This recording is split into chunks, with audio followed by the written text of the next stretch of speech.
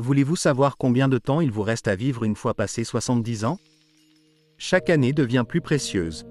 Et la vérité est que votre corps vous envoie déjà des signaux sur la durée de votre vie.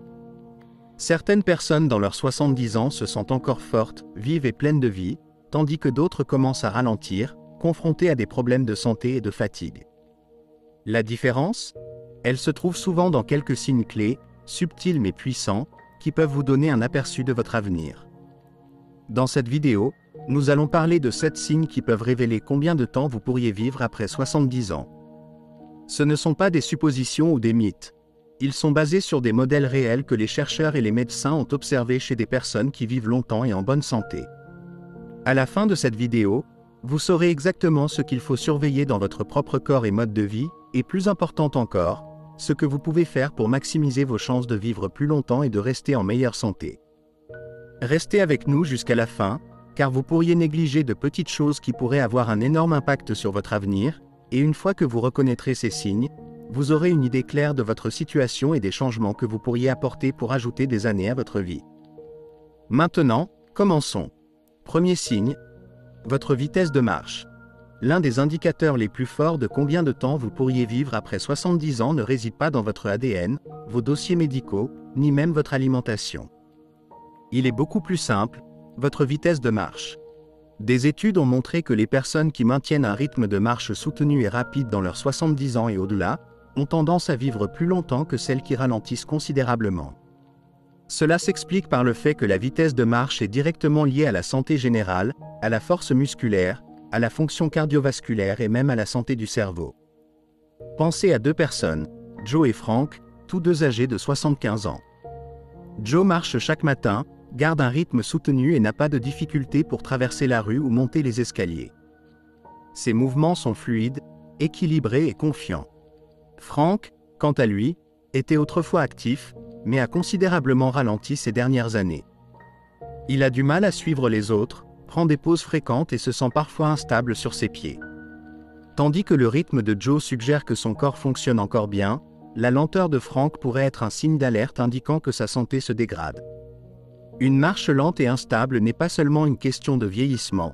Cela peut signaler des problèmes sous-jacents comme la faiblesse musculaire, une mauvaise circulation, voire un déclin neurologique précoce. Vos jambes sont votre fondation, et lorsqu'elles commencent à faiblir, c'est toute votre résilience qui diminue. La bonne nouvelle? La vitesse de marche est quelque chose que vous pouvez améliorer. Plus vous marchez, plus vous restez fort. Si vous avez remarqué que vous ralentissez, ne l'ignorez pas.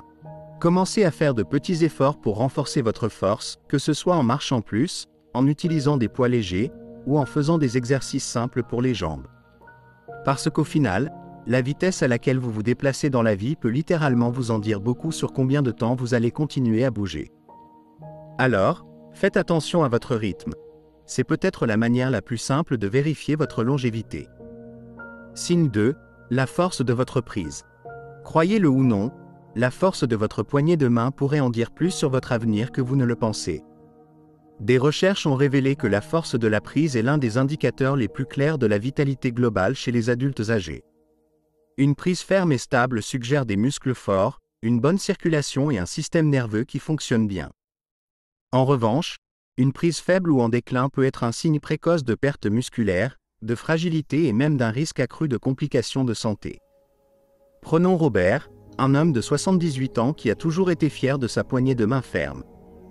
Il est resté actif, faisait de la musculation légère et n'a jamais eu de mal à ouvrir des bocaux ou à porter des courses. Puis il y a Walter, également âgé de 78 ans, qui a commencé à remarquer que des tâches simples comme dévisser le bouchon d'une bouteille ou tenir un sac lourd devenaient plus difficiles qu'auparavant. Il l'a ignoré en pensant que c'était simplement le vieillissement, mais ce qu'il ne réalisait pas, c'est que la diminution de la force de sa prise signalait une perte de masse musculaire, ce qui pourrait le rendre plus susceptible de chutes, de blessures et même d'une espérance de vie plus courte. Vos mains sont un reflet de la santé générale de vos muscles. Si votre prise faiblit, il y a de fortes chances que le reste de votre corps soit également en déclin, et plus vous perdez de force, plus il devient difficile de rester indépendant, actif et résilient. La bonne nouvelle? Vous pouvez la reconstruire. Des exercices simples comme serrer une balle de tennis, Utiliser des pinces à main ou même porter des poids légers peuvent aider à maintenir votre prise et à garder vos muscles forts. Alors, prenez un moment et testez votre prise. Si serrer une main vous semble plus faible qu'auparavant, ou si les tâches quotidiennes deviennent plus difficiles, ne l'ignorez pas. Parce que la façon dont vous tenez les choses aujourd'hui pourrait bien vous indiquer comment vous tiendrez la vie dans les années à venir. Si vous regardez toujours cette vidéo et que vous trouvez ces informations utiles, veuillez commenter numéro 2 ci-dessous pour me faire savoir que vous êtes là. Et si vous ne vous êtes pas encore abonné, je vous recommande de vous abonner et d'activer la cloche pour ne manquer aucune vidéo. Maintenant, passons à la suite. Signe 3, votre capacité à tenir sur une jambe. L'équilibre n'est pas quelque chose auquel la plupart des gens pensent avant de commencer à le perdre, mais votre capacité à tenir sur une jambe pendant au moins 10 secondes est l'un des meilleurs indicateurs de la durée de votre vie. Les chercheurs ont découvert que les personnes qui ont des problèmes d'équilibre sont plus susceptibles de faire des chutes, des blessures et même de subir un déclin cognitif. En revanche, celles qui peuvent maintenir leur équilibre bien dans les années 70 et au-delà ont tendance à vivre plus longtemps et en meilleure santé. Imaginez deux femmes, Carol et Nancy, toutes deux dans la soixantaine. Carol a toujours été active. Elle marche tous les jours, fait du yoga et peut facilement lever un pied du sol pendant plusieurs secondes sans vaciller. Nancy, quant à elle, n'a pas prêté beaucoup attention à son équilibre au fil des années. Lorsqu'elle essaie de tenir sur une jambe, elle commence immédiatement à se pencher et doit s'accrocher à quelque chose pour se stabiliser. Ce que Nancy ne réalise pas, c'est que cette perte d'équilibre n'est pas seulement un inconvénient, c'est un signe d'alerte que sa coordination, sa force musculaire et même la fonction de son cerveau peuvent être en déclin. Un bon équilibre repose sur des jambes solides, un système nerveux affûté et un cerveau sain. Si vous remarquez que vous trébuchez plus souvent, que vous vous sentez instable lorsque vous tournez rapidement, ou que vous devez vous appuyer sur des murs ou des meubles pour vous maintenir, il est temps d'agir. La meilleure partie ? L'équilibre peut être amélioré. Des exercices simples comme tenir sur une jambe pendant quelques secondes chaque jour, marcher du talon à l'orteil ou pratiquer un tai chi léger peuvent vous aider à retrouver de la stabilité. Essayez ce test maintenant. Levez-vous et levez un pied du sol. Pouvez-vous le maintenir pendant 10 secondes sans difficulté ? Si ce n'est pas le cas, ne paniquez pas, mais ne l'ignorez pas non plus.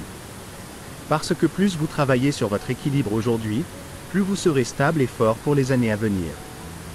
Signe 4. Vos habitudes de sommeil. La qualité de votre sommeil la nuit en dit long sur combien de temps vous pourriez vivre. Le sommeil n'est pas seulement une question de repos, c'est le moment où votre corps se répare, renforce le système immunitaire et élimine les toxines du cerveau. Des études ont montré que les personnes de plus de 70 ans qui maintiennent un sommeil constant et de haute qualité ont tendance à vivre plus longtemps et en meilleure santé, tandis que celles qui luttent avec un sommeil de mauvaise qualité présentent un risque plus élevé de déclin de la mémoire, de maladies cardiaques et d'un système immunitaire affaibli. Pensez à deux hommes, Henry et Bill, tous deux dans la soixantaine. Henry a un horaire de sommeil régulier, dort environ 7 heures chaque nuit et se réveille en se sentant reposé. Bill, en revanche, passe des nuits agitées, se tourne et se retourne, se réveille plusieurs fois et a parfois du mal à s'endormir du tout. Au fil du temps, le corps d'Henry continue de bien fonctionner, son esprit reste vif et son niveau d'énergie reste stable. Mais Bill commence à ressentir des troubles de la mémoire, de la fatigue diurne et même des changements dans sa pression artérielle, tous liés à la dégradation de la qualité de son sommeil. Si vous vous réveillez souvent pendant la nuit, avez du mal à rester endormi, ou vous sentez épuisé même après des heures passées au lit, ne l'ignorez pas. Votre corps vous dit quelque chose. Le mauvais sommeil peut être lié à de nombreuses causes, stress, mauvaise alimentation, manque d'activité physique ou même des conditions de santé non diagnostiquées, comme l'apnée du sommeil. La bonne nouvelle ? La qualité du sommeil peut être améliorée.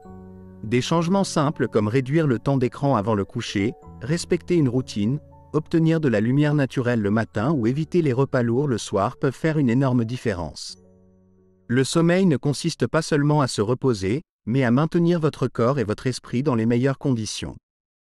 Alors ce soir, faites attention à la façon dont vous dormez. Si vous vous réveillez fatigué, avez du mal à rester endormi, ou avez l'impression que votre sommeil a changé ces dernières années, il est temps d'apporter des ajustements. Parce que la qualité de votre sommeil aujourd'hui pourrait bien déterminer la force et la santé que vous aurez dans les années à venir.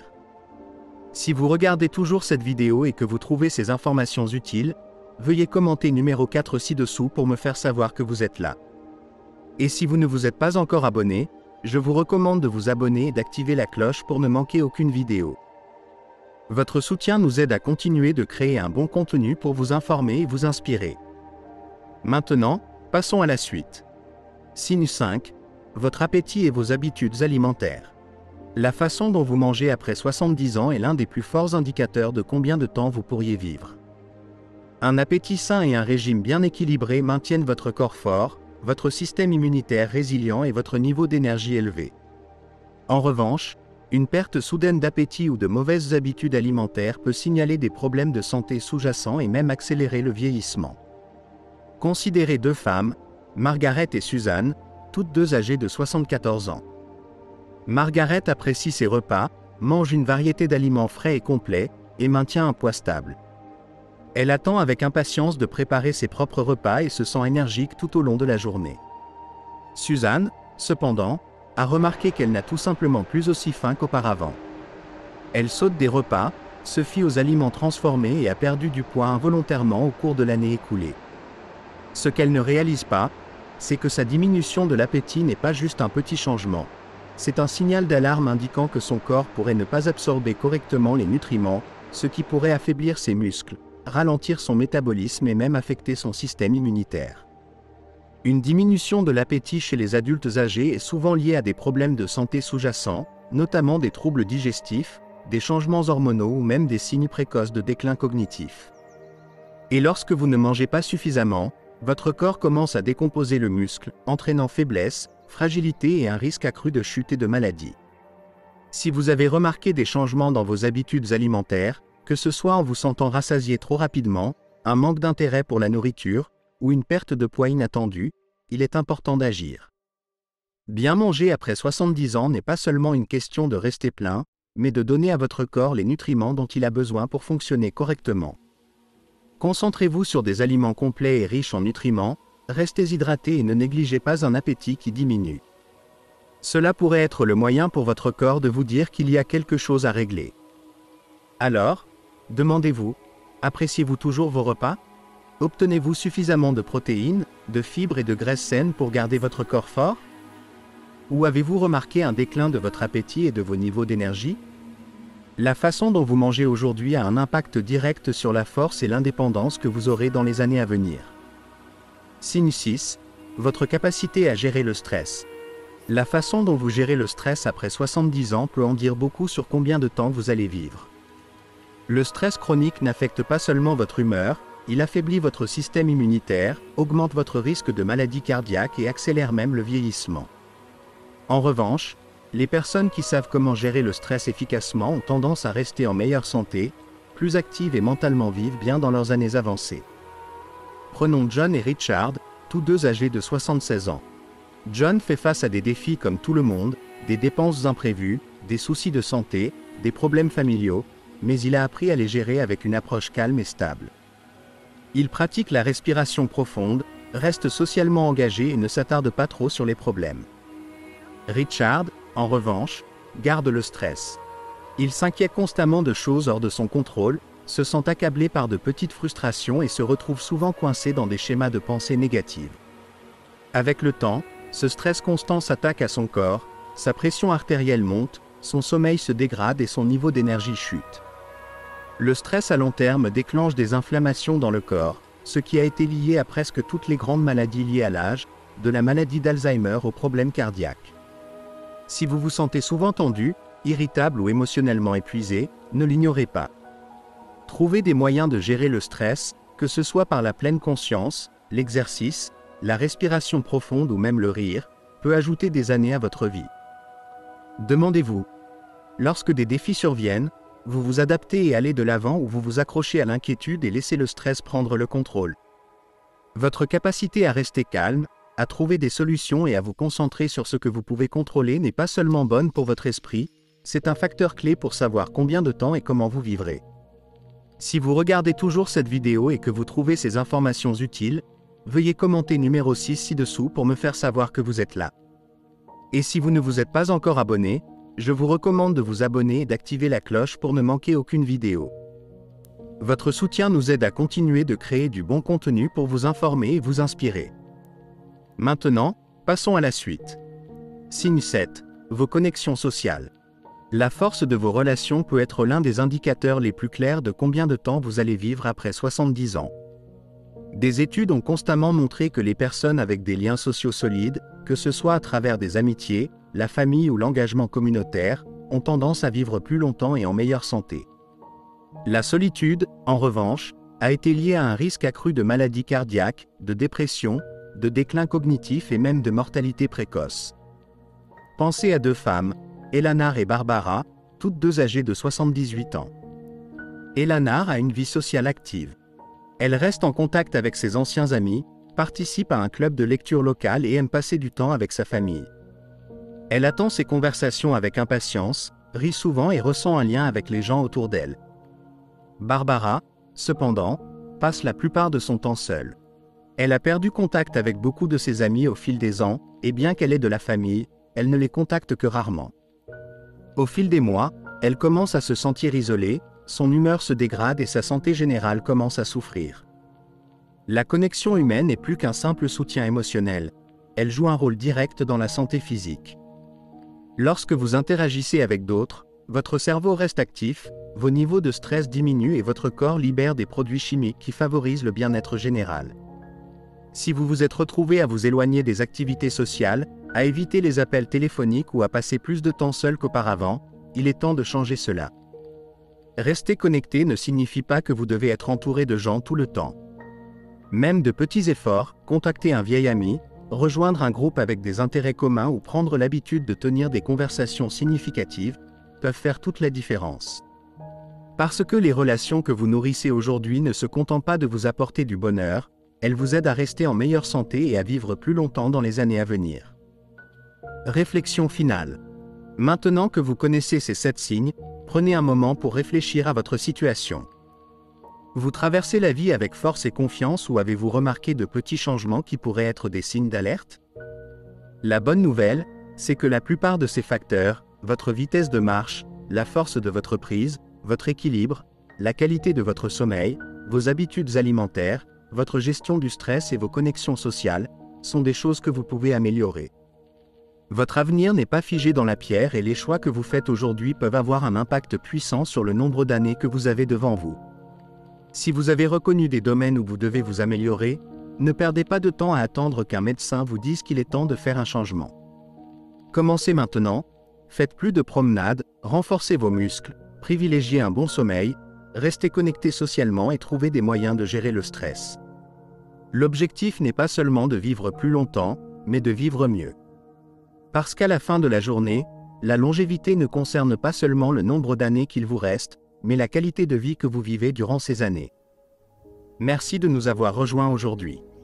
Nous serions ravis d'avoir de vos nouvelles.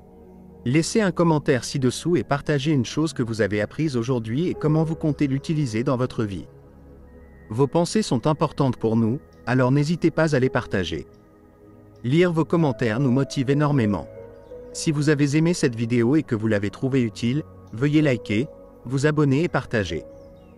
Votre soutien nous aide à continuer de créer un bon contenu pour vous informer et vous inspirer. Merci d'avoir regardé et à bientôt dans la prochaine vidéo.